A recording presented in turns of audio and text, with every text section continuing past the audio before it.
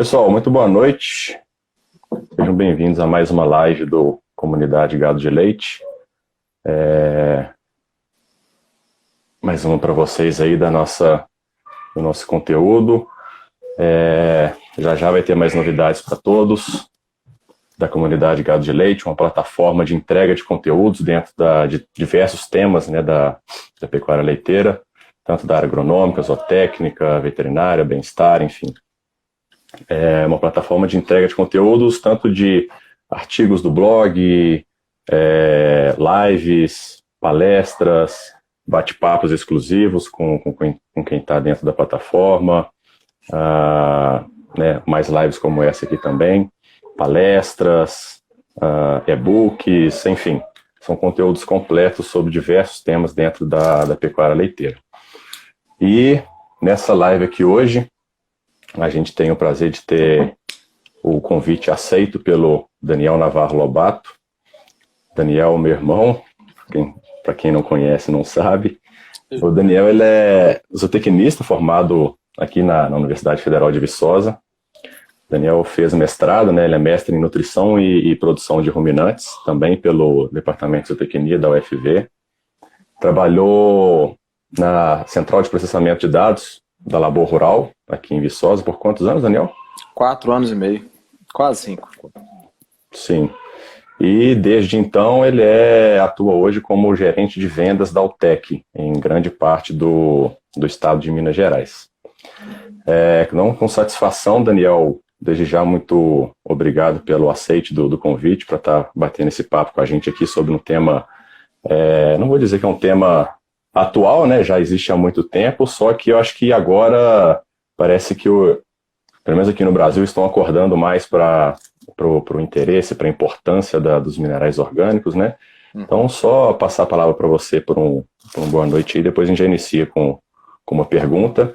E, pessoal, já podem ir se interagindo aí, mandando as dúvidas de vocês, para mim, para o Daniel, que a gente vai tirando, vai trocando experiências aí, beleza? Daniel. Não, legal, obrigado, irmão. Boa noite aí para todo mundo, né? Muita gente bacana, muito amigo aí na live também. Né? Não vou falar aqui os nomes, não. Já tem uma turma aí que eu já vou esquecer, talvez, aqui, mas já tinha gente chamando no convite que talvez fosse a live do nepotismo, né? Então, o pessoal já estava zoando lá o João Leonardo.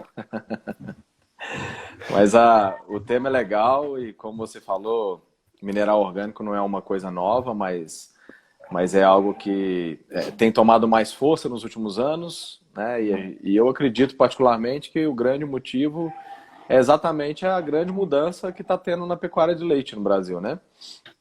Ou seja, a gente tem uma transformação nos últimos 3 anos aí fenomenal. Ou seja, o nível técnico das propriedades tem mudado de uma maneira muito significativa. E aí o produtor começa a se preocupar um pouco mais com os indicadores, né, de eficiência, de produção, de saúde, né? Então os ajustes finos eles começam a aparecer e ganhar uma importância maior no mercado quando os produtores têm mais controle também, né, do que eles estão trabalhando, né, da atividade como um todo. Então acho que é muito por causa disso mesmo. Bom demais. Ô Daniel, antes que o pessoal já inicie as perguntas, as dúvidas dele, vamos dar uma esclarecida aqui, antes de entrar em si no assunto minerais orgânicos, vamos falar o porquê da mineralização, né? Por que a gente precisa mineralizar um rebanho leiteiro, seja ele um gado jovem ou um gado já em produção? Uhum. Então, André, mineral é engraçado porque quando a gente fala de nutrição, não só para ruminante, mas para todos os animais, inclusive para a gente sempre começa trabalhando pensando na pirâmide, né? Ou seja, daqueles nutrientes que têm maior inclusão na dieta. Então a gente vai começar lá por carboidratos, proteína, forragem, né? Na verdade, como o primeiro. Depois pensando nos concentrados. E aí sim partindo para os minerais e para aditivos, né? Mas quando a gente pensa no metabolismo do animal como um todo, é praticamente impossível da gente ter vaca produtiva sem ter uma mineralização correta. Então, se a gente parar para pensar em crescimento ósseo, nós estamos falando não só de macromineral, mas de microminerais também que são importantes. né? Algumas rotas metabólicas relacionadas à própria produção de leite, metabolismo de carboidrato, né, de lipídios, inclusive, ou seja, para processar toda aquela carga de alimento que o animal tem, muitos desses minerais acabam servindo como componentes de alguns ou como cofatores para o processo metabólico que vai dar como resultado maior imunidade, maior produção, maior teor de gordura e assim por diante, né?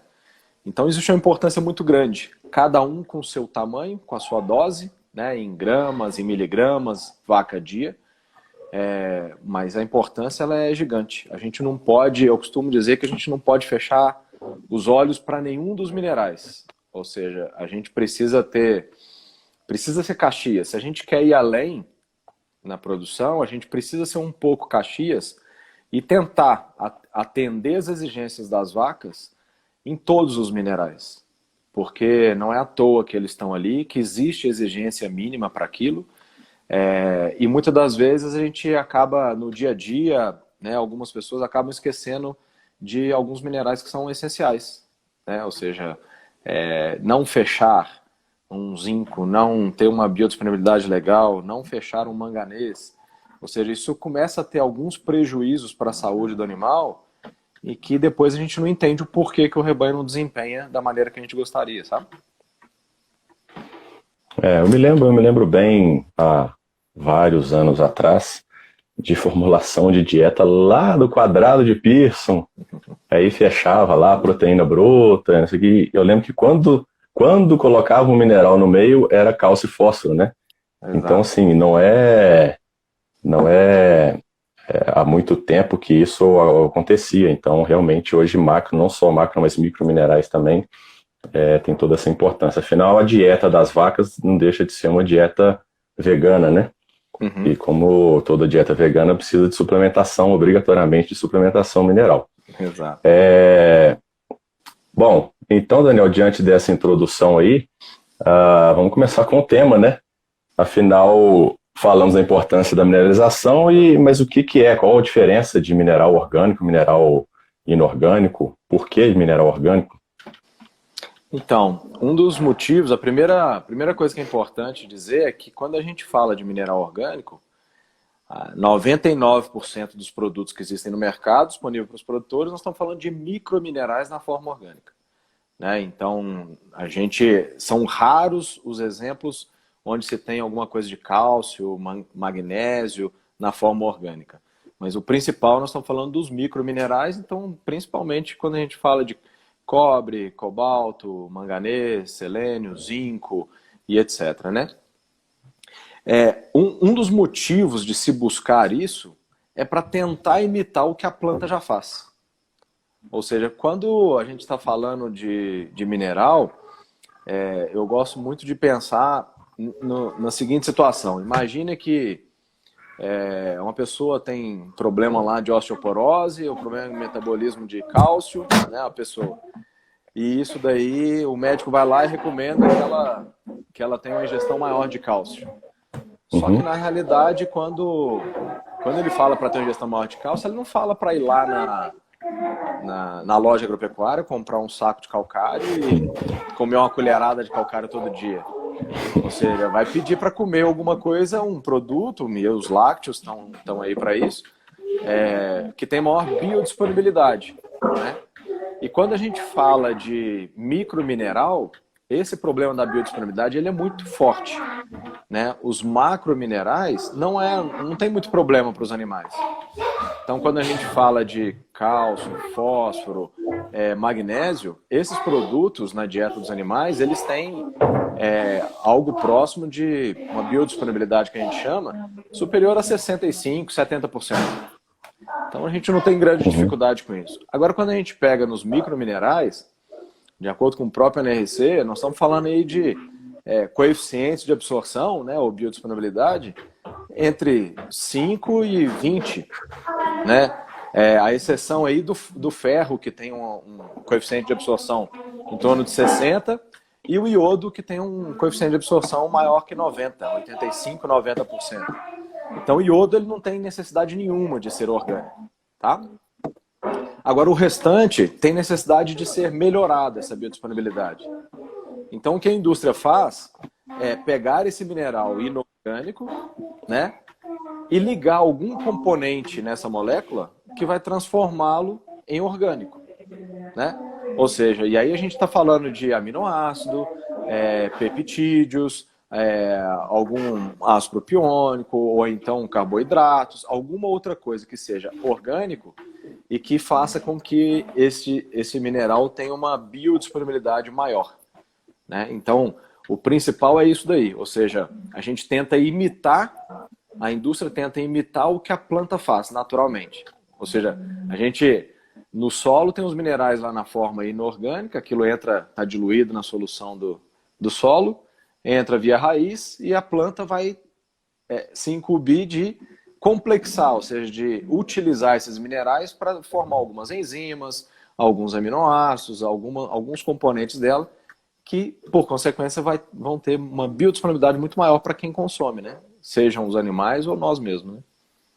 E dentre esses diferentes complexos aí, Daniel, de aminoácidos, peptídeos ou até em leveduras, existe algum deles que aumenta mais a biodisponibilidade ou varia de acordo com o micromineral?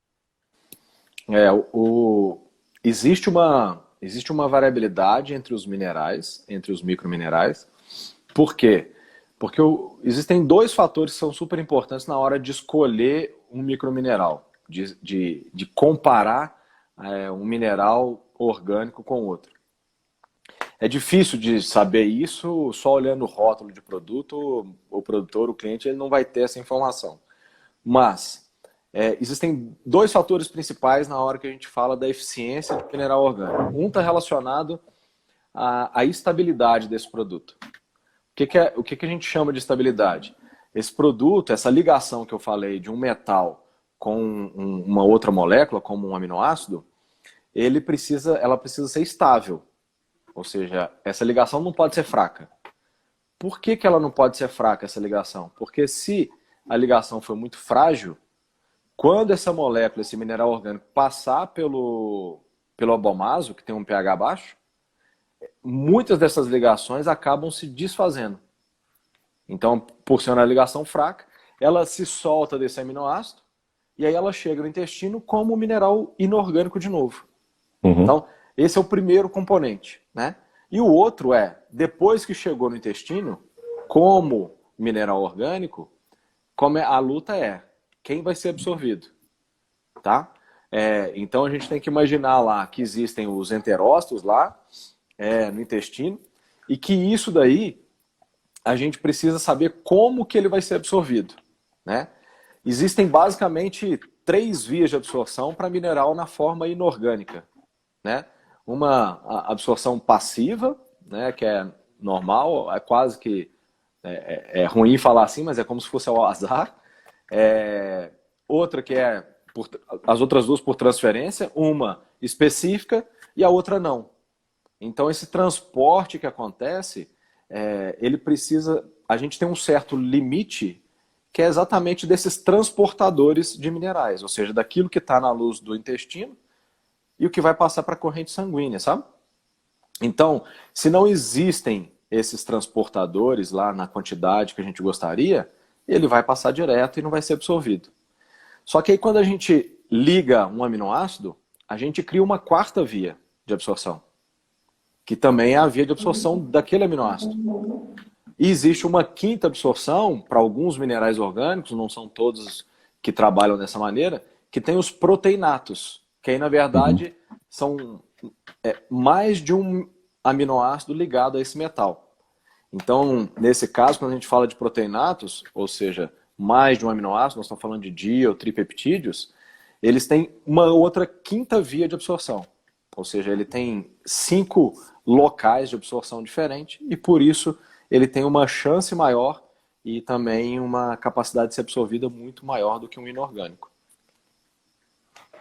Sim, não é muita surpresa a gente saber que, então, para utilizar esses minerais orgânicos, a gente não pode simplesmente, né, o produtor não pode simplesmente, meu rebanho está assim, assim, assado, vou comprar um mineral orgânico aqui para melhorar, sendo que ele, não, às vezes, não tem um uma rotina de manejo nutricional na fazenda, cada dia um volumoso diferente, tem dia que faz trato 8 horas da manhã, outro dia eu trato 5 horas da tarde, Uhum. né, tudo isso pode influenciar. A questão do concentrado, né, às vezes concentrado, aquele concentrado na hora da ordenha, então o pH do rumen oscila mais que o dólar. Uhum. Então, é interessante você falar isso, voltando até nos macrominerais que a gente comentou, né, Uhum. que não são tão comuns de existirem, né, na forma orgânica, apesar de que eu acho que, se não estou enganado, existe o cálcio orgânico, né? Cálcio e Também, magnésio tem. sim. O cálcio, por exemplo, se não me falha a memória, uma vaca de 50 quilos, ela vai necessitar aí mais ou menos de uns 65 gramas de, de cálcio. Uhum. Ou quer dizer, produzir isso no leite, né? Uma vaca Isso. de 50 quilos está produzindo isso no leite, 65 gramas, são 50 de fósforo. Excretado, né? Excretado no leite, exato. Uhum. E uma outra coisa, Daniel, que eu acho que é interessante da gente falando de mineralização orgânica, porque também não é muito novo, mas tem dado uma importância maior, saindo cada vez mais estudos, né? Inclusive alguns recentes que eu vi na Unesp, com o professor Francisco, né? Renó. Na USP. Isso. Na USP, isso, perdão. Uhum. Com relação à saúde, né? Tem uma importância muito grande de microminerais, macrominerais, também algumas vitaminas no sistema imunológico dos bovinos. Não só dos bovinos, mas também do ser humano também. E aí, assim, eu vou citar alguns, depois se você quiser acrescentar alguns, né? A gente tem selênio, cobre, zinco, vitaminas também, vitamina E, vitamina A, vitamina D, que são essenciais no sistema imunológico. Desses, Daniel, o que você elege como primordial ou não tem como selecionar um, eles atuam em conjunto, enfim, a maioria deles vão agir como antioxidantes, né? Uhum. E se tem um sistema no organismo que é bem frágil aos radicais livres, né, a esse estresse oxidativo, é o sistema imunológico, as células de defesa. Perfeito. Então, daí a importância da mineralização bem feita, de qualidade, para poder manter esse estresse oxidativo no nível mais baixo. Uhum. Tem algum que você elege aí como essencial ou eles interagem entre si, não dá para escolher um, abrir mão de outro? Então, não, mas a gente pode trabalhar elegendo algumas prioridades, sim. Se tivesse que falar em prioridade máxima, talvez o primeiro mineral orgânico aí seria o próprio selênio mesmo, né? Como componente lá da famosa glutationa peroxidase, ele tem uma capacidade de ajudar a reduzir essa questão do estresse oxidativo muito forte. Então, quando a gente trabalha com fornecimento de selênio, na forma orgânica, a gente consegue mudar muito isso e melhorar de maneira bastante significativa a imunidade dos animais. Então, a primeira opção seria exatamente ele, sabe? Só que, quando a gente fala de outros microminerais, como cobre, manganês e zinco, eles também têm uma atividade bem importante quando a gente pensa nessa questão de neutralização de radicais livres. Então, eu falei já 4 dos microminerais que seriam alguma das prioridades, sabe? Relacionado à imunidade. Existe só uma outra coisa, André, que quando a gente fala de prioridade, pensando em saúde, eu colocaria o selênio no primeiro lugar, mas aí eu queria fazer 2 observações, porque selênio é o mineral mais difícil de ser transformado na forma orgânica também. Porque ele não está lá, lembrando na tabelinha periódica, ele não é um metal de transição. Então, essa ligação entre ele e um aminoácido, ela não é qualquer um que faz. Então, por isso que o produto testado e muito avaliado no mundo inteiro, não só em ruminantes, mas em outras espécies também, é a selênio levedura. Então, porque o que acontece ali, boa parte do que a gente faz é substituir na metionina, por exemplo, a molécula de enxofre, sai a molécula de enxofre, entra a molécula de selênio. Né? Então é o que a gente chama de selênio metionina ali também, que é um dos principais componentes. Então esse tipo de produto tem um efeito fenomenal. Né? É possível dobrar, por exemplo, o nível de selênio no sangue com 30 dias, quando a gente trabalha com esse tipo de produto. Né? Mudando o nível de concentração no leite, no colostro. Então assim, você tem um efeito muito forte. Agora, o outro componente que é super importante pensar está relacionado ao rumen. E aí a gente esquece um pouquinho a questão de imunidade e pensa em produção, em eficiência produtiva, sabe? Porque a gente ainda tem poucas informações, mas já tem alguns trabalhos, como o da USP, de Pressununga, que fez a substituição total, o do professor Judd Heinix, lá da Pensilvânia, que fez a substituição total também com novilhas, né? O professor Eduardo Ribeiro, lá em Guelph, que também fez uma substituição total. Em alguns casos, a gente viu, tanto na Pensilvânia quanto aqui no Brasil, a gente encontrou aumentos bem significativos em produção. Mas lá em Guelph também encontrou mudança na quantidade de ácido graxo volátil no rumen. Da mesma forma que ficou muito claro quando foi feito o trabalho na Pensilvânia. Por que a teoria? Aí eu vou te falar a opinião minha, né? Não é nem dos autores dos estudos, não, mas qual que é o papel, por exemplo, de um sulfato de cobre dentro de uma fazenda? Né? Nós estamos falando aí de um produto que vai para o pé dilúvio, não é isso? Então, é para controlar micro-organismo, né? Só que a fonte de cobre das dietas das vacas também é um sulfato de cobre. É fato. Né? Um óxido de zinco é muito utilizado como cicatrizante, né? Não só na veterinária, mas na medicina também. Unguento, né? Então, esse tipo de produto, ele também tem função antimicrobiana, tanto que ele é considerado um promotor de crescimento. E está para ser proibido esse ano, no próximo ano, para suinocultura na Europa, por exemplo. Mas a principal fonte que a gente trabalha nas dietas é o próprio óxido de zinco. Né? Poucas fábricas trabalham com sulfato de zinco, porque ele tem uma concentração menor e acaba ficando mais caro por unidade de zinco. Então, será que esses dois produtos, na forma inorgânica, eles não estão fazendo mal para o rumen? Limitando o crescimento microbiano dentro do rumen, sabe? Então, esses dois minerais, acho que se eu tivesse que elencar 3, aí a gente já coloca o selênio, o cobre e o zinco, pensando tanto em imunidade quanto em eficiência ruminal, inclusive. Sim. O cobre ele é cofator também de algumas enzimas antioxidantes, né? Você citou da glutationa peroxidase, do selênio, o cobre da superóxido dismutase, não é isso?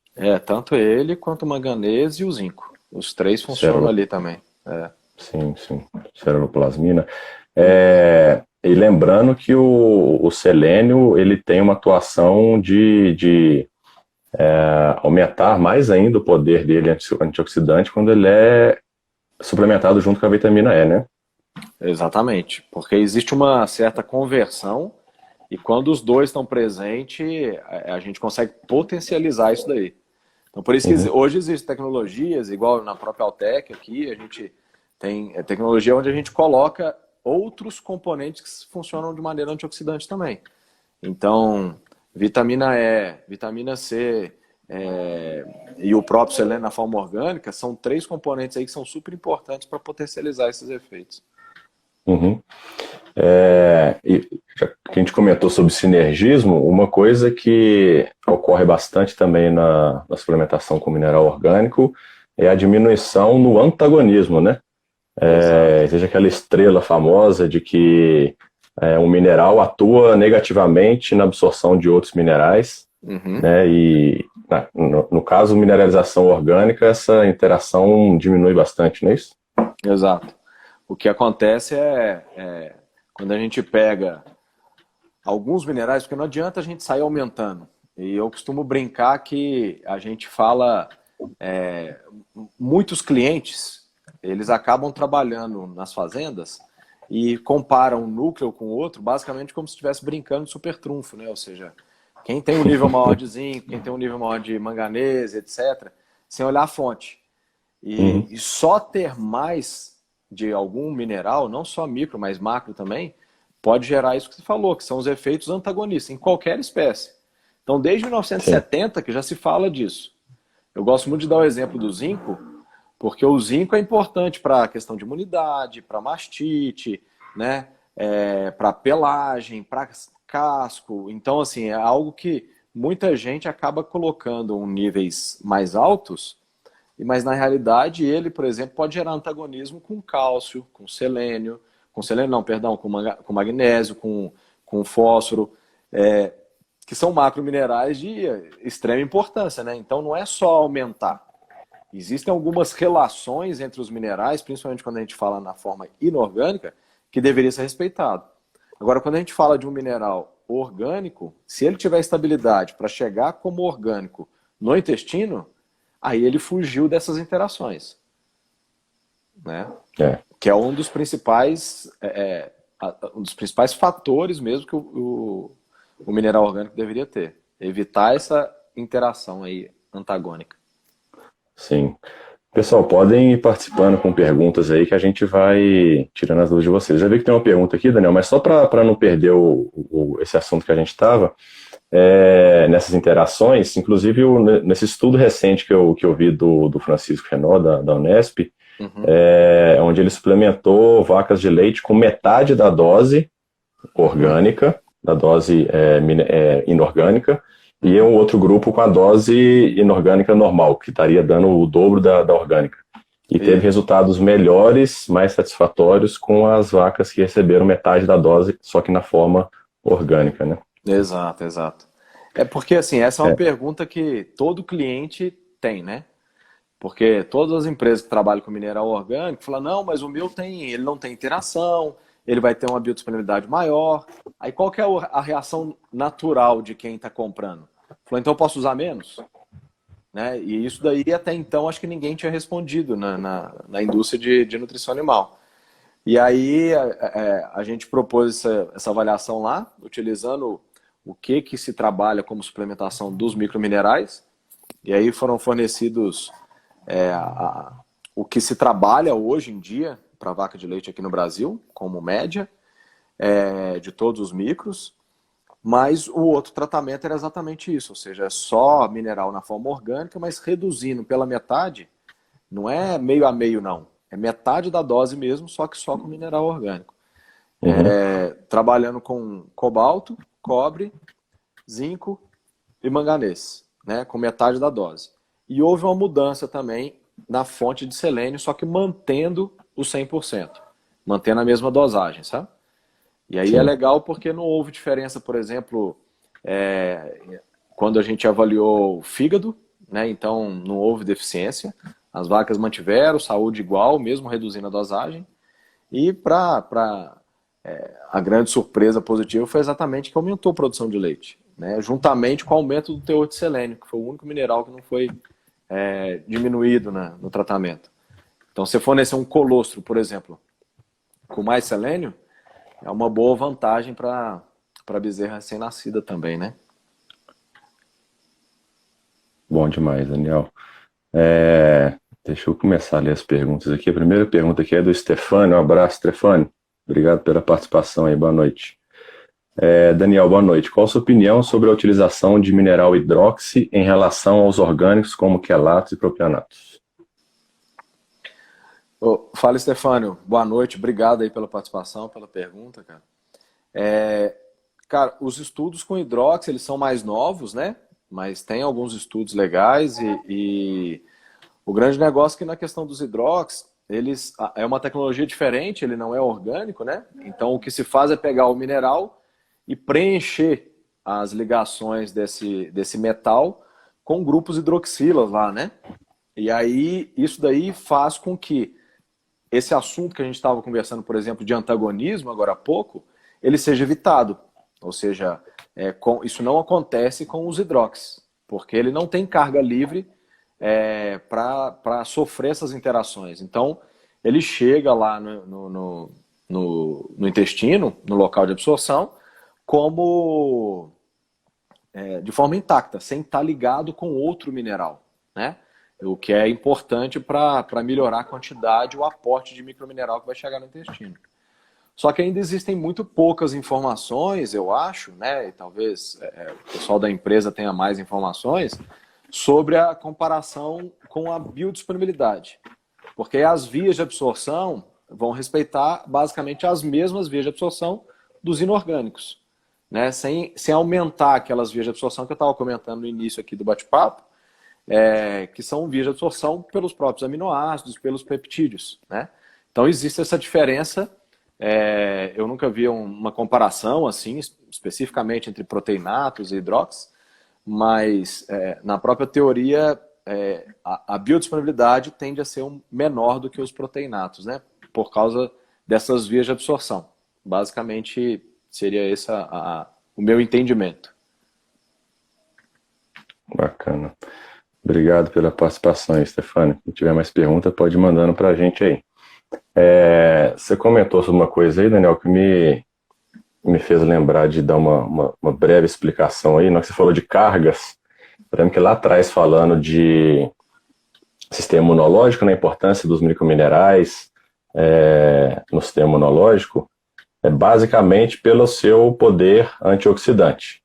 O que é um antioxidante? Ele vai atuar principalmente em cima dos radicais livres. Quando você falou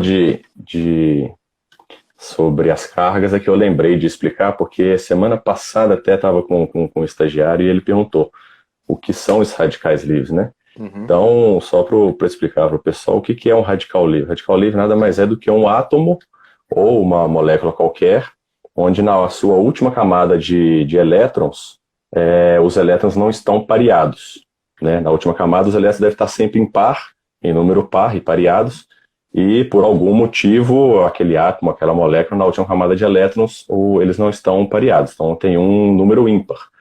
E aquele elétron que não está pareado, ele se torna extremamente responsivo a outras moléculas, a outros átomos. Ele fica muito reativo, né, a palavra mais correta. E pode reagir com todas as células do organismo, e como a gente falou, uma das principais células que são mais sensíveis a essas reações negativas com o radical livre são as células de defesa, né? São os linfócitos, leucócitos de forma geral. Eu não vou dizer que vai sair de cena o nome radical livre, né? Mas os termos mais modernos que eles têm usado aí, na verdade, porque eles descobriram que existem outros agentes reativos patogênicos que não necessariamente têm um número ímpar de elétrons na última camada. Só que todos eles têm uma coisa em comum, que é a questão são derivados do metabolismo do oxigênio, né? Então hoje eles estão chamando isso de espécies reativas ao metabolismo do oxigênio. Enfim, só vai complicando essa vida, né? Aí tem uma sigla, espécie reativa ao metabolismo do oxigênio, RMO, ou também até ERO, né? Espécies reativas ao oxigênio. E que não necessariamente tem a última camada um elétron não pareado, mas que causam os mesmos danos de um radical livre, enfim. E aí o que é interessante dentro daquelas enzimas que a gente falou, né, superóxido dismutase, glutationa peroxidase, enfim, ceruloplasminas, que são antioxidantes, o que fazem os antioxidantes? Existem várias maneiras de atuação dos antioxidantes. Os antioxidantes eles podem doar um elétron para o radical livre, fazendo ele voltar a ter um número par e ficar estável, sem reagir com outras células. Ele pode proteger as células das ações dos radicais livres. Ele pode também impedir a formação de um radical livre, o que é interessante a gente comentar também, como que se forma um radical livre. Porque sempre quando a gente fala sobre radical livre, a gente sempre pensa que é algo sempre negativo. Não necessariamente. Radical livre é um metabólito comum no organismo, seja humano ou seja animal, como a gente falou, principalmente do metabolismo do oxigênio. E todos nós metabolizamos o oxigênio, principalmente, né, para poder fazer os nutrientes serem convertidos em energia, por exemplo. Então, nessa utilização do oxigênio, há a formação de radical livre. Isso é inevitável. O estresse oxidativo é que vai variar de estar alto ou de estar baixo, mas radical livre é formado em todos nós.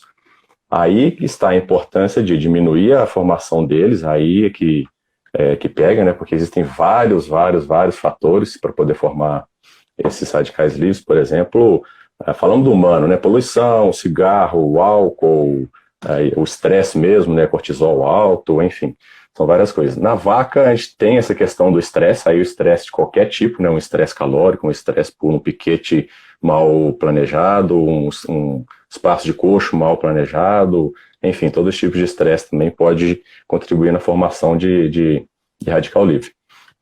O excesso de esforço físico também, né? Falando dos bovinos, às vezes um bovino que tem que andar muito para dar um piquete para ordenha, isso tudo, o excesso do esforço físico é uma coisa que vai metabolizar muito o oxigênio e, consequentemente, aumentar a produção de radicais livres. E, enfim, então aí torna-se um pouco mais claro para a gente entender quando a gente fala sobre radicais livres, estresse calóricos, antioxidantes, enfim. Show. O Fred estava querendo saber se acontece com o cavalo também. Com certeza, com certeza. E aí a questão do cavalo também muito... Fred, eu tô brincando. Eu não cheguei a ver aqui, não. Não, um abraço pro Fred, não vi que estava conectado, não. Mas enfim, de toda forma, acontece muito. A mineralização orgânica para cavalo também é bem importante, muito até em função disso. Atletas sofrem com isso. Atletas têm que ter uma suplementação mineral diferenciada, né? Atletas de alto rendimento. Tanto é que se falam muito que porque quando o cara é atleta, faz muito esforço físico, ele, querendo ou não, ele produz mais radical livre que uma pessoa que não produz, que não está com a vida ativa em dia. Não estou falando que ninguém deve fazer esforço, atividade física, pelo contrário. O negócio é fazer atividade física com acompanhamento profissional e também com acompanhamento nutricional. Uhum. Não, só se eu puder só adicionar uma informação aqui que é legal, porque quando a gente fala da função dos microminerais, André, a gente sempre fala, né? Acho que os mais conhecidos é aquilo que a gente estava comentando, né? Para o humano fala-se muito da vitamina C, vitamina E e selênio em ruminante, em outros animais aí, sempre é muito falado e discutido. Só que quando a gente fala dos microminerais, igual a gente comentou, como o cobre, zinco, manganês e o próprio selênio, eles têm uma função metabólica, ou seja, isso é basicamente intracelular. A vitamina E, ela tem uma função importante, existe uma interação entre selênio e ela, mas quando a gente fala da principal função da vitamina E, está mais relacionada com a integridade de parede celular da célula. Então, grosseiramente falando, é como se a vitamina E protegesse a porta de entrada, né? E que os microminerais vão proteger dentro da casa, sabe? Então, sim. Um pouquinho. Por isso você precisa ter os dois. Né? Precisa ter bons níveis de vitamina e bons níveis de microminerais com biodisponibilidade alta também. Sim, sim. É até interessante você falar sobre essa porta de entrada, que um mineral importante também para uma porta de entrada é o zinco, né? Que ele tem a relação com a integridade da pele, né? Isso, não só da pele de forma geral, como pele do teto, no caso de vacas pensando em mastite. E além disso, o zinco também ele participa na síntese da queratina, que forma um tampão, né, de queratina quando a vaca seca. Então a deficiência de zinco pode dificultar a formação do tampão de queratina no canal do teto no momento da secagem. E isso já tem estudos mostrando que 50% das vacas não formam esse tampão de queratina até 7 dias após a secagem. Então daí está a grande importância não só da suplementação com zinco, mas também da utilização de selante interno, né, na secagem de vacas. E como é componente da queratina, ele tem uma função importante também no enrijecimento do casco também. Também, claro, exatamente. Aí a gente entra também junto com a biotina, né, enfim. Tem uma pergunta aqui, Daniel, da Dani Melo. Boa noite, qual a diferença na absorção de quelatos e proteinatos? Não, beleza, obrigado, Dani. Obrigado, Dani. Até se eu puder voltar aqui, porque o Stefano tinha perguntado lá e a gente acabou pulando, porque ele perguntou do hidróxido, mas perguntou dos proteinatos também. Então, acho que encaixa um pouquinho com a pergunta da Dani aí também para a gente discutir. Quando a gente fala dos proteinatos, Stefani, é uma outra forma de ligante, né? Aquela força de ligação entre um propionato, desculpa, né? Estava falando proteinato. Um propionato e um metal, ela é muito fraca, né? Então a gente consegue... existe uma instituição, né, que chama NIST 46, onde a gente consegue ver qual que é essa estabilidade dessa ligação. E isso é coisa de 10 mil vezes mais fraca do que uma ligação com uma metionina, com uma lisina ou outro, assim, sabe? É coisa de 10 a 100 mil vezes mais fraco ou mais forte se a gente comparar um com o outro. Então isso é importante a gente entender. E passando um pouquinho para a pergunta aí para outra pergunta, o quelato e o proteinato, eles são mais ou menos a mesma coisa, né? O quelato, ele vem da palavra quelo, que é como se fosse de caranguejo, que você vai cobrir todas as cargas livres daquele metal. Então, se a gente tem lá, por exemplo, um zinco 2+, você precisaria pelo menos de 2 aminoácidos para zerar essas cargas dele, correto? E aí, no caso... Desculpa. E aí, no caso, quando a gente pensa nesse tipo de produto, a gente chama de quelato, mas a gente chama também de proteinato. O que existe de diferença na parte prática é que a gente tem aqueles ligados ao... O hidróxido é um outro tipo, né, que a gente já comentou aqui. Existem os complexos e os quelatos, ou proteinatos, tá? Existe um monte de classificação, tanto nos Estados Unidos, na Europa, aqui, cada detalhezinho que não compensa discorrer sobre eles. Mas, grosseiramente, a gente pode separar os complexos, que são aqueles minerais ligados a um aminoácido, ou a uma molécula só, tá? E esses complexos, eles existem produtos bons, mas eles têm ainda um ponto de melhoria, que é exatamente porque se você pega, como eu falei lá, um zinco 2+, e você tem apenas um aminoácido, você ainda tem uma outra carga com possibilidade de ficar livre e interagir com outras cargas dentro do trato gastrointestinal dos animais. Tá joia? E no caso dos quelatos proteinatos, a gente tem mais aminoácidos ou peptídeos, que a gente acaba zerando ou diminuindo muito essa chance de ter essas interações. Valeu, um abraço pro Lucas Rebolés, tá dando um alô pra gente aqui. Abraço, Lucas. Abração, Lucas. Daniel, tem uma pergunta do Matheus. Matheus foi estagiário do PDPL, faz uma pergunta boa aqui, ó. Boa noite, André. Daniel, em quanto tempo após o início da suplementação dos minerais orgânicos eu posso esperar uma melhora nos resultados da fazenda? Tem uma continuação aqui, já que macro e micro minerais levam a melhorias no resultado no longo prazo. Não, legal. Obrigado, Matheus. Cara, quando a gente pensa, isso tudo vai depender da dose e da biodisponibilidade do produto que a gente está falando. Quando você pensa em imunidade, geralmente 20, 30 dias você já começa a ver algumas diferenças, desde que elas sejam mensuráveis, né? Ou seja, medir parâmetro metabólico ou imunológico é possível a gente ver com tranquilidade nesse período. É óbvio que eu vou conseguir ver melhoria, por exemplo, em taxa de concepção com 20 dias? Talvez não, mas com 40 é quase certeza de você já enxergar alguns bons resultados, sabe? Igual eu comentei mais cedo, o selênio levedura, né, a gente consegue ver melhoria, mudança em nível plasmático ou até mesmo no leite com 30 dias. E quando eu falo isso, só para vocês terem uma ideia, no final do ano eu fiz algumas mensurações de nível de selênio no leite de alguns clientes nossos. E eu selecionei produtores que usam só mineral inorgânico. A mensuração de selênio nesse leite ele ficou abaixo de 2 microgramas por litro.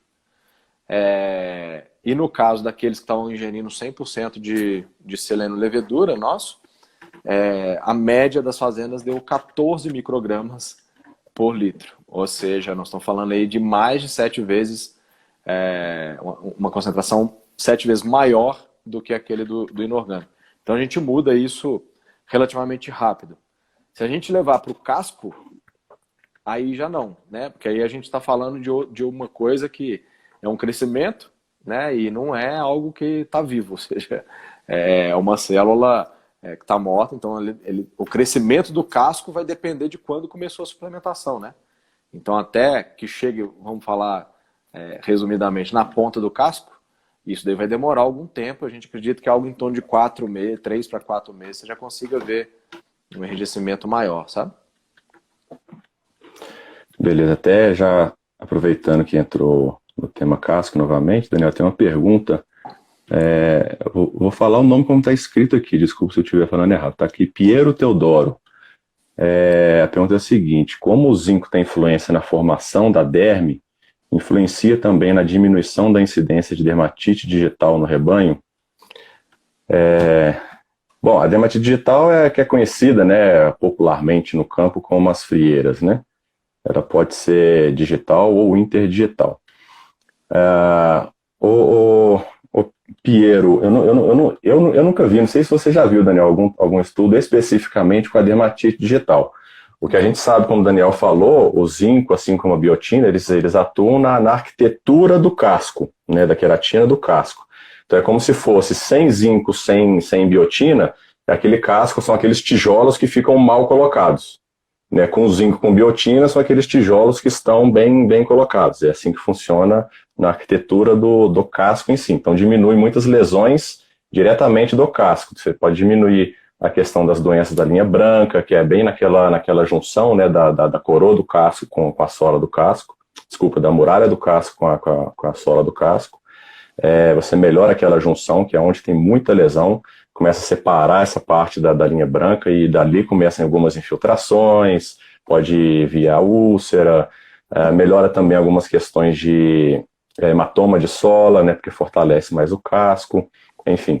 Agora, na dermatite digital ou interdigital também, já são doenças infecciosas, né, são bactérias.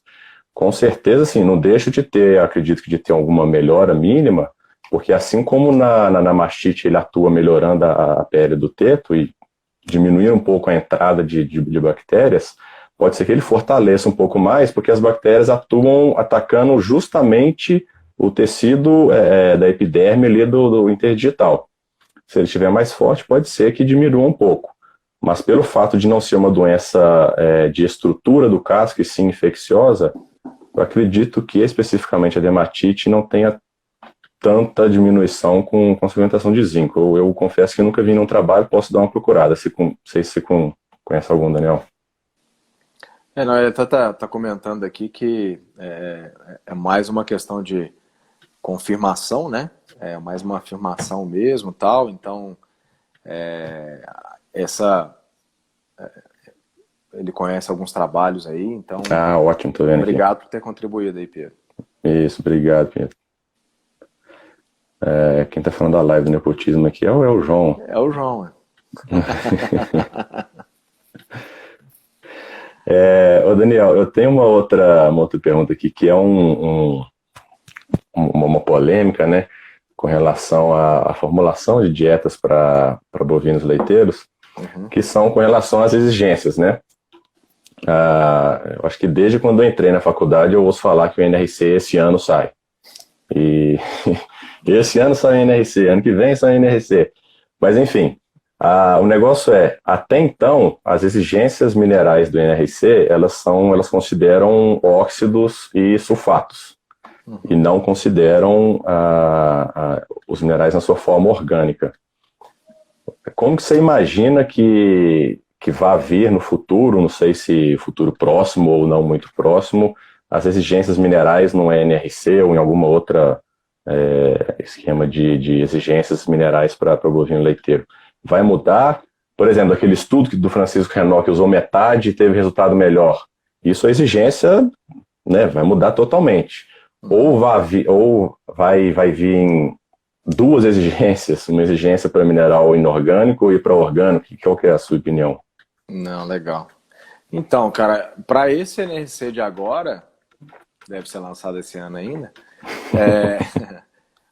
o que a gente escuta do próprio Bill Wise, né, que é a grande referência quando a gente fala nisso, é que os microminerais devem sofrer um reajuste em torno de 20% no geral. A única exceção é em relação ao selênio, que talvez sofra um reajuste aí de 50% ou mais, né? Fala-se até em até 100% quando a gente pensa em vaca e lactação. Só que isso é uma surpresa, né? E essa tendência de utilização de mais minerais é algo que acontece muito com os monogástricos. Então, o que está acontecendo agora e que vai acontecer no gado de leite é que os níveis produtivos vêm aumentando. É óbvio que a gente sabe que precisa melhorar essa suplementação. E aí eu imagino que a tendência seja de sair muito mais aumentos de dose, como esses 20%, 30% que seja para a grande maioria dos microminerais. E aí a gente vai aumentando dose. Só que isso, por exemplo, em suínos e aves, chegou no limite onde empresas de genética, que muitas das vezes fazem recomendações para suas linhagens, em monogástricos, chegam a recomendar coisa de 3 a 5 vezes mais alguns microminerais em relação ao NRC, por exemplo. De cada uma Trabalhando em dessas cima espécies. de dose e resposta. Faz a avaliação dela lá e fala, minha genética é superior e vai aumentando, né? Uhum. Só que isso é perigoso, porque, na verdade, você está aumentando muitas interações e excreção. Então, vários Exato. países da Ásia, Japão, Tailândia, Coreia, esses três, o que eu estou lembrando aqui com certeza, eles definiram níveis máximos de microminerais nas dietas exatamente para limitar essa escalada desenfreada para fornecimento de minerais na dieta dos animais. Então, assim, a gente não vai ter ainda informação suficiente de mineral orgânico para trabalhar como exigência, ou seja, isso já é realidade para monogástrico.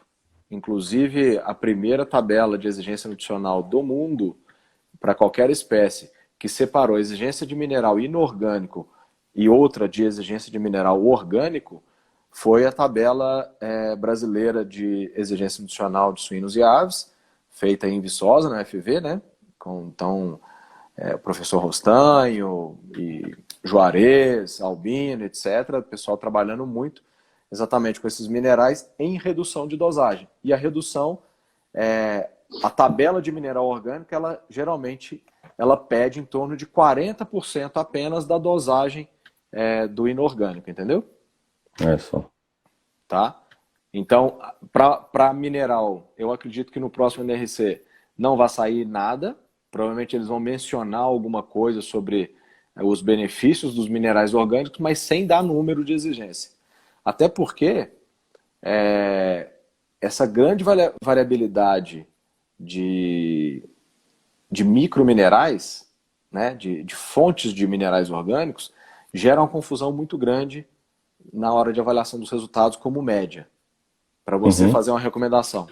Né? Então, aí em Viçosa utilizou-se basicamente uma empresa, o que garantiu uma confiabilidade boa, que foi a grande base para gerar essas informações, entendeu?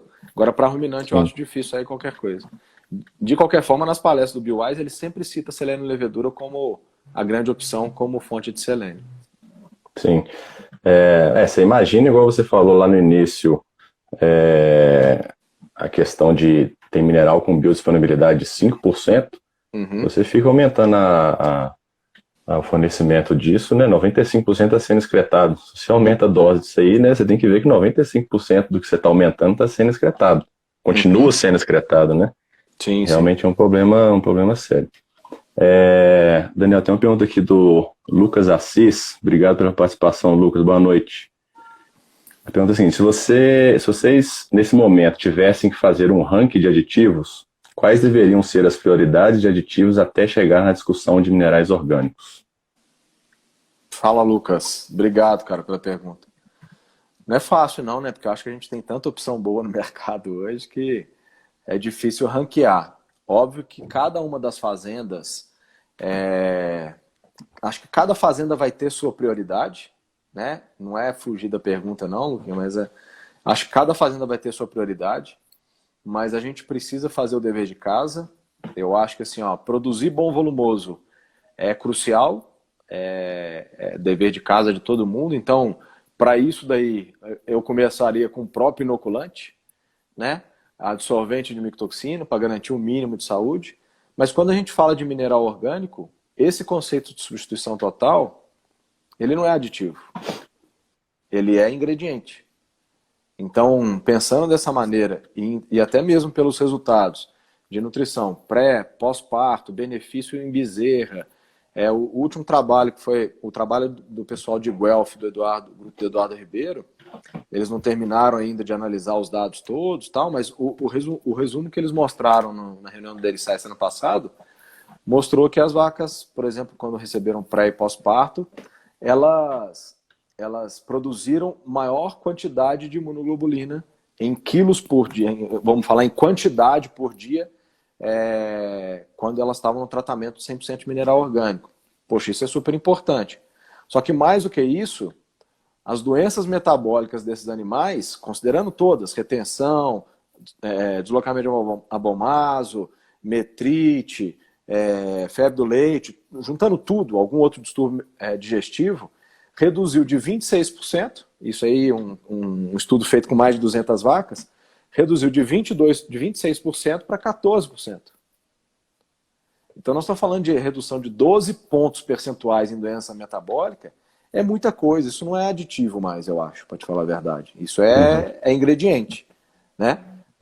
E a conta com esses números de diminuição, melhora da saúde no pós-parto, junto com o aumento de produção, que é o que a gente viu aqui no trabalho do Brasil, é algo que é para pensar como ingrediente e não mais como aditivo, sabe? Agora, o restante, eu acho que eu colocaria isso e depois desses dois que eu comentei lá, usar o inoculante, ter um adsorvente na dieta, eu acho que o monenzima e levedura são os dois próximos aí que são muito baratos, muito estudados e de grande benefício, sabe? Obrigadão pela pergunta e participação, Lucas. Bacana. Tem uma pergunta aqui da Karen. Boa noite, Karen. Obrigado pela participação também. Não sei se caixa tanto no tema, mas algum de vocês já viu algo sobre o uso de fósforo e vitamina B12 no D0, na IATF, influenciar positivamente na taxa de prenhez? Karen, especificamente na IATF nunca vi não, mas tanto B12, principalmente fósforo, já é algo assim bem antigo já de ter a sua influência na reprodução, sim. Não só em melhoria na qualidade de ósseo, né, melhorando a concepção, mas também de folículo, melhorando a identificação e manifestação do cio. Isso sim, coisas bem antigas mesmo. O que eu lembro de algo mais recente, mas não era em si um estudo científico, foi um TCC, que até então não teve nenhuma estatística, foram só diferenças numéricas. O Luiz Paulo, um ex-estagiário aqui do Espírito Santo, que o TCC dele foi justamente isso, trabalhando um produto injetável que tinha na sua composição fósforo, vitamina B12, avaliando taxa de concepção na IATF em vacas de corte. Não me lembro os números em si, mas eu lembro que teve uma diferença numérica, eu lembro que teve. Mas ele não chegou a fazer estatística, foi até uma proposta que eu falei para ele tentar fazer, para ver se desse uma estatística, dava mudava totalmente vamos dizer assim, o tamanho do estudo dele, né? Mas realmente um estudo científico com um N grande, trabalhando em cima de IATF, eu não vi. Mas que o fósforo tem influência direta na concepção, isso tem. Obrigado, viu, Karen? O Lucas está agradecendo aqui. Obrigado, Lucas. Tem uma pergunta aqui. Deixa eu ver aqui. Danilo Caetano. Daniel e André, boa noite. Mais uma vez, você tem algum resultado do uso de levedura ou adsorvente de micotoxina em suplementação? Peraí.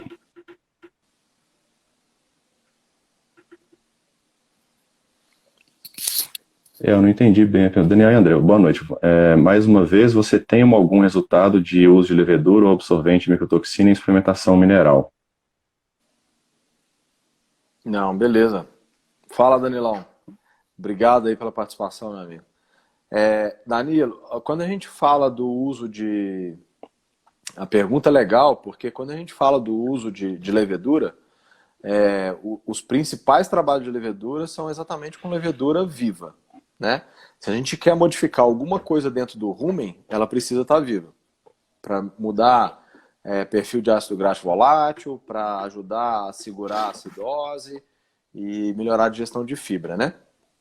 E aí, nesse sentido, o uso da levedura, ela tem muito estudo, né? Só para você ter uma ideia, em 2009 foi feito ou seja, já tem um bom tempo, né? Já 12 anos, foi feito uma meta-análise na França, onde eles pegaram 11 tipos de levedura diferentes no mercado e existiam 157 trabalhos falando sobre o uso de levedura. Então é algo muito estudado. O resultado médio de levedura em vaca de leite ele vai girar entre 800 ml e 1 litro e 1 litro e 400, é possível encontrar.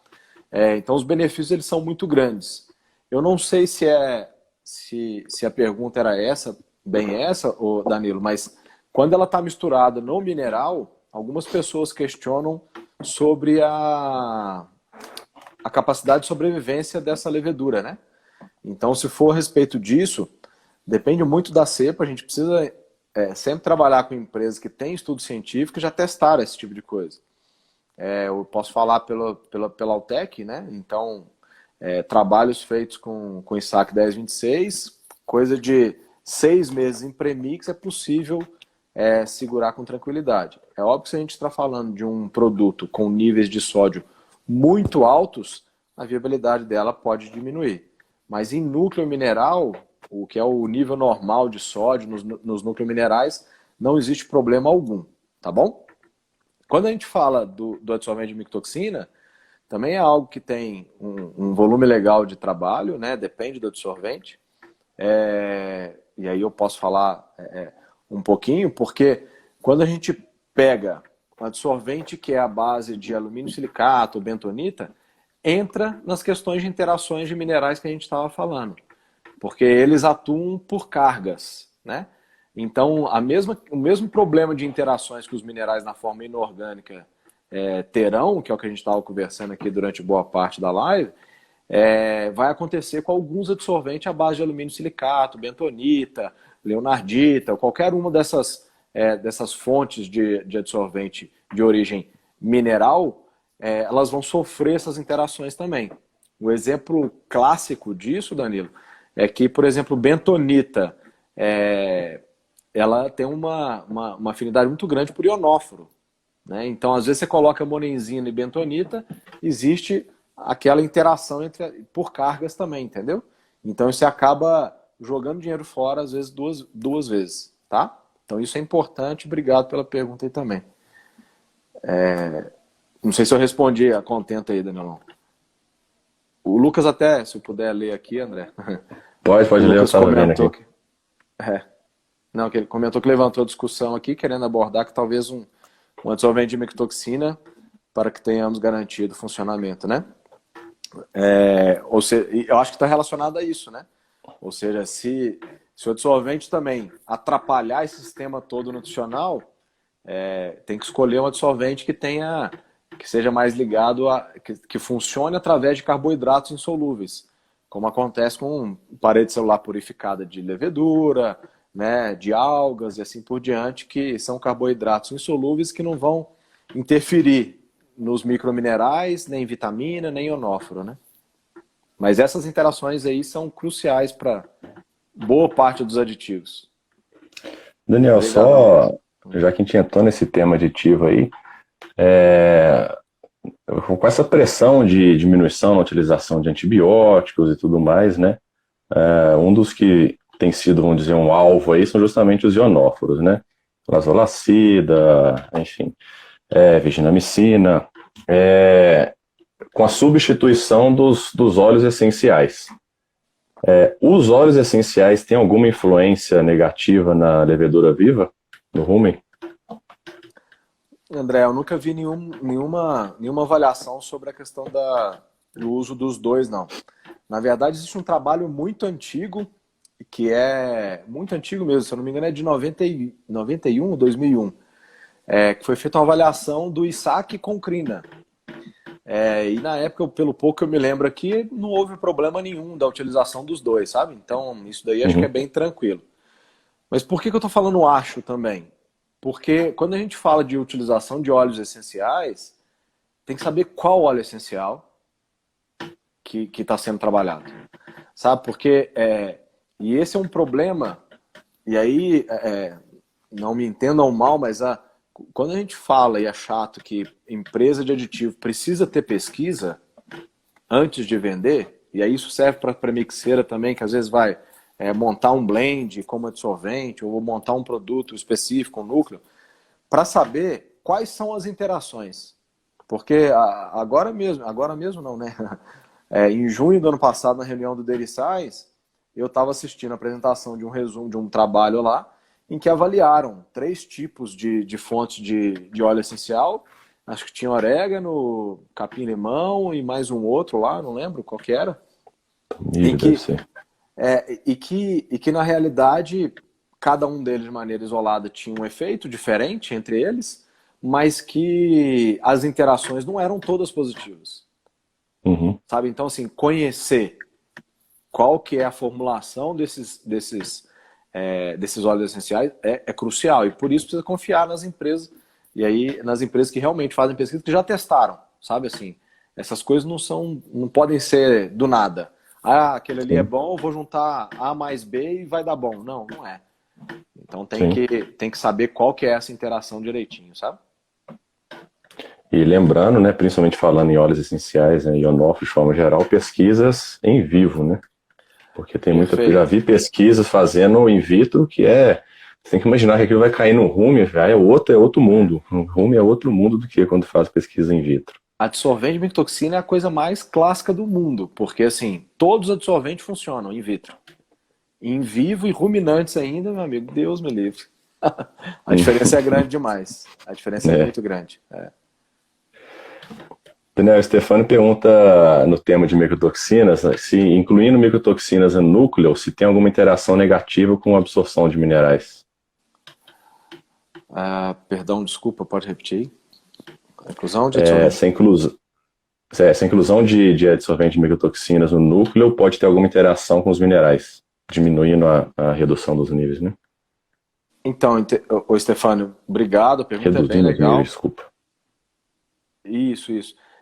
Porque na realidade, o que acontece é que todos esses, quando a gente fala de fontes de adsorvente, como alumínio silicato, bentonita, as argilas no geral, né?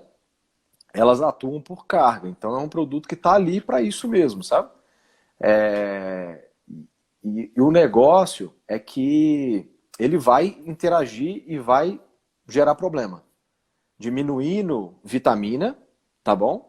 Porque o processo de oxidação, quanto mais carga livre você tem, você também acelera um pouco o processo de oxidação. Então você perde mais vitamina, quanto mais carga livre você tem no premix e no núcleo. Complexa também, gera aquelas reações antagônicas com os microminerais, e isso é um problema. Então isso daí é um ponto que vai acontecer, tá? Ou seja, as interações negativas, a resposta é sim. A questão, Stefano, é o seguinte, qual que é a dose? Porque um adsorvente à base de alumínio silicato, os trabalhos todos que mostram o benefício desse tipo de adsorvente são com doses altas. Quando eu falo dose alta, eu estou falando de dose, no mínimo, de 60 gramas cabeça dia. Sendo que boa parte deles tem resultado com 100, 120, 200 gramas de uma bentonita, por exemplo. Para dar efeito em redução de micotoxinas e ajudar na saúde dos animais. Então, e nenhum produto vem com isso. Você me entende assim? Porque não cabe no núcleo, concorda? Ou seja, você não tem como colocar 100 gramas no núcleo de 5%. Né? Senão você tem que tirar o tamponante, você tem que tirar vários outros ingredientes lá para caber nesse produto de 5%. Então a dose é pequena, mas ele ajuda a interagir um pouco. O efeito não é tão negativo, porque a dose que se coloca nos premix, eu estou falando de todas as empresas, tá? de todas as premixeiras, a dose não é a mais adequada. A dose é uma dose muito pequena, então o efeito como absorvente de micotoxina vai ser menor e as interações vão ser um pouco menores também. Bacana. O Daniel até comentou mesmo que você falou, Daniel. É justamente isso, pois como já utilizo minerais orgânicos e assim colocando o adsorvente Microsoft mais ISAC 6 levedura, acho que vamos dar um boom na suplementação e melhorando não só a produção do leite, como a ciclicidade das vacas. Isso em ciclicidade é impressionante, tem muito trabalho mostrando isso aí mesmo. Exatamente. Muito bem observado, cara. Bacana demais. Porque essa parte de ciclicidade falou durante muito tempo, até não muito tempo atrás, mas como aumentar a ciclicidade, como aumentar a taxa de inseminação ou de serviço, né, das vacas, tá aqui a ATF. Realmente a ATF é uma ferramenta que deve ser utilizada, que praticamente não tem como a gente não utilizar a ATF hoje numa fazenda pelo menos de leite. De corte também é bem dependente. Agora, tem se visto muita influência da nutrição na ciclicidade das vacas, não só de manifestar mais cio, manifestar por mais tempo, que contribui com a observação do cio, até, logicamente, no cio de retorno de uma IATF. Né? Daniel, Rafael... Sim, não, só para nesse assunto aí que você comentou, no trabalho de Guelph lá, que foi apresentado na reunião do Dairy Science em junho do ano passado, eles mostraram um trabalho também nessa parte eu não lembro se tinha mais de 200, o estudo como um todo foi com mais de 200 vacas, que na quarta semana pós-parto, os animais que estavam recebendo 100% de micromineral na forma orgânica, elas retornaram ao ciclo estral em coisa de 10 a 20 pontos percentuais a mais quando estavam recebendo os minerais orgânicos. Então, assim, a diferença foi bem grande, bem importante mesmo. Sim. Rafael, obrigado pela participação também, Rafael Olivo. Daniel, levando em consideração o animal com TMR disponível o dia todo, qual a diferença técnica no uso de ureia pecuária e ureia de liberação lenta? Legal, obrigado, Rafael.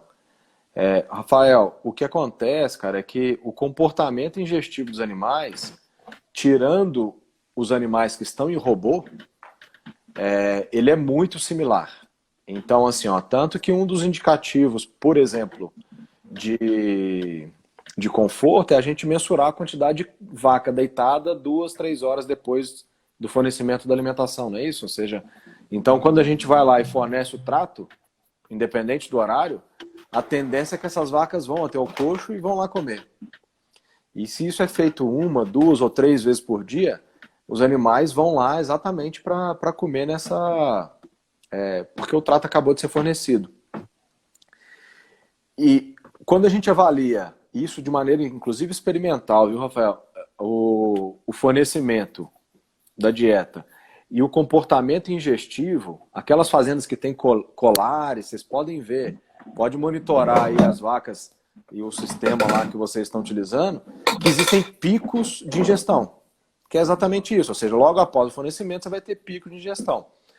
E quando tem pico de ingestão, você tem dois fatores que acontecem. Então, mesmo que a dieta esteja lá, são poucas vacas que vão estar comendo fora do horário, né? Mas existem, claro. Mas a grande maioria não, elas vão comer no horário muito parecido. E quando existe esse pico, essa alimentação, a gente vai ter 2 picos. Ou seja, a gente vai ter o pico de pH, não tem? Ou seja, 3 a 4 horas depois o pH não fica mais baixo. Então é onde a gente tem um menor pH. E se tem isso, pode ter certeza que vai ter um pico de amônia no rumen também. Então, por isso que, se tem pico de pH para baixo, né, vai ter pico de amônia para cima também. Então, esse pico de amônia é que, com a ureia de liberação lenta, você consegue evitar. Quando a gente está trabalhando em comparação com um fornecimento apenas de ureia, por exemplo, né? Ou da própria farelo de soja. Tá? Então, você consegue ter um aproveitamento melhor para garantir que esse aporte de amônia dentro do rumen ele vai ser mais constante. Então, as estratégias, ontem mesmo eu estava conversando com um colega, não vou citar o nome porque eu não pedi autorização, mas um cara que é referência no mercado aí também, muito conhecido nas redes sociais também, em que ele estava me mostrando o resultado, por exemplo, da avaliação de gestão. Então, ele fez a inclusão da ureia de liberação lenta e mostrou nas peneiras lá o quanto que diminuiu o material retido, né, as fezes depois da lavagem, na peneira 1. Então, diminuiu. E é óbvio que ele não mexeu só nisso, ele mexeu em outras coisas, mas ele conseguiu um aumento de leite também. Você entendeu? Então, assim, porque quem que aproveita nitrogênio não proteico? São bactérias celulolíticas. Então, quando você coloca um aporte com uma taxa de degradação boa, você acaba tendo também um aporte melhor para essas bactérias que vão melhorar, que vão aproveitar a fibra como um todo. Tá bom? Então, o conceito é basicamente esse. Obrigadão pela pergunta aí, Rafael. Bacana. Estou mandando um abraço aqui, o Gilceu. Gilceu, um Grande abraço para companheiro. você. Abração, Gilceu. Bom, Daniel, foi bacana, teve bastante participação, bastante pergunta, muita pergunta boa. Agradeço a todos que estiveram conectados com a gente aí, que participaram com as perguntas. Muito obrigado. Só fazendo um fechamento, então, um resumão do que a gente comentou hoje, né? Então, sim, a utilização dos minerais orgânicos crescendo cada dia mais. Por quê? Porque produtores e técnicos vendo a importância de um micromineral na saúde das vacas, com relação, né, como a gente falou, zinco nos cascos das vacas, integridade de pele de teto também, formação de queratina do tampão para vaca seca, enfim. Agora, principalmente pensando no trabalho como antioxidante desses microminerais e a sua absorção maior, isso se torna de suma importância a utilização desses nutrientes, né? E então, assim, é uma tecnologia que dá para ser utilizada por grandes e pequenos produtores, tá? Lógico, o mineral orgânico não é o primeiro furo do barril lá embaixo, né? Não é colocando mineral orgânico, sendo que a fazenda tem vários outros problemas de manejo nutricional que você vai resumir. Você pode queimar uma tecnologia por uma má utilização da tecnologia. Você não vai pegar uma Ferrari para andar na estrada de chão. Mas, logicamente, tapando aqueles primeiros furos do barril lá embaixo, um pouco acima vem a questão dos minerais orgânicos. E tem que trabalhar muito o manejo da dieta, né, a distribuição no coxo da TMR, bem misturada, a conferência com um profissional com as peneiras, das pontas de coxo, meio de coxo, né, isso acontece demais. De vez em quando a gente faz umas conferências aqui em Fazendas PDPL, a gente vê uma mistura mal feita dentro do vagão, ou porque ficou misturando muito tempo dentro do vagão. Na hora que a gente vê a peneira na ponta do coxo está de um jeito, no meio do coxo está de outro jeito, na outra ponta está mais diferente ainda. Enfim, então isso aí faz com que a ingestão das vacas que estão comendo e que elas normalmente têm os seus lugares mais escolhidos, né, no coxo, e isso vai fazer uma diferença individual grande no resultado, porque uma está ingerindo mais e outra está ingerindo menos esses aditivos ou esses microminerais onde a inclusão é pequena. Bom, então, Daniel, não sei se você tem alguma consideração final, mas de toda forma a gente agradece, né, em nome da comunidade Gado de Leite, a sua participação, o aceite do seu convite, tirar as dúvidas do pessoal aqui. Muito obrigado. Não, legal. Obrigadão, André. Só para, antes de encerrar aqui e despedir, o João, ele comentou que usa o cromo orgânico lá, a gente falou pouco sobre o cromo hoje aqui.